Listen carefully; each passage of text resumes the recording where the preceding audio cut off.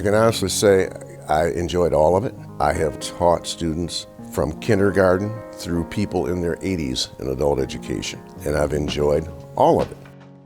In theory, I retired 5.5 years ago, but I've continued to teach a class here and there or two. This is a particularly busy semester for me. I teach a class called Encounter with Cultures, and that is a class that is an introduction to diversity.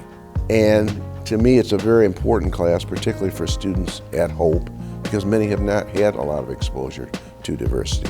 I've taught that class more times than the number of years I've been here, and I love teaching it.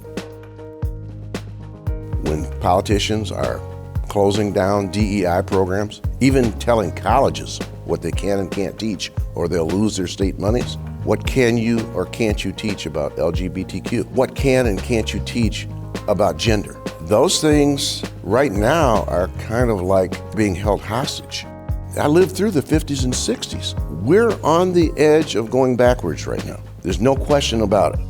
You can put any kind of excuse on it that you want to. You know, you can say, well, you can't discriminate with special programs for this group or that group. Let's just all be equal. Sounds great, but we weren't equal for most of our 400 years. So how do you start equal? And equal isn't really the promise, I don't think, of the American dream. Equity is the promise. You have equitable opportunity. And once you've had equitable opportunity, then you see what you can do with it. Seek out somebody from these groups. Talk to them as human beings. You actually have to interact with people if you want to get to understand and know them. Listen to their story, share your story. What you're going to find out of that is that we really do have far more in common than we have that's different.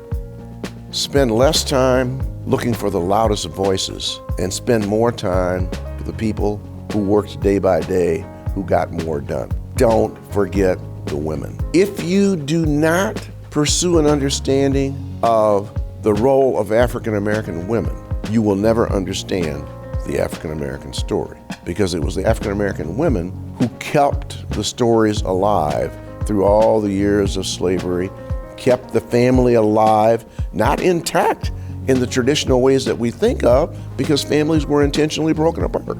So the story of women is a very big part of it in my mind.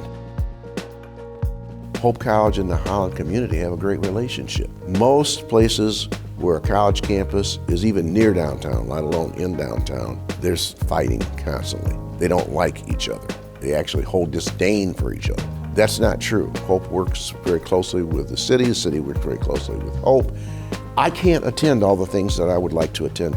There's something for every month of the year. You know, Black History Month, but we also celebrate multiple events for Latino history, for Asian history, for women's history. You got art exhibits, theater performances, performances by the musical groups, and speakers on top of speakers on top of speakers. So it goes on and on and on. There's no end to it. We are blessed in this community. It's there and it's available.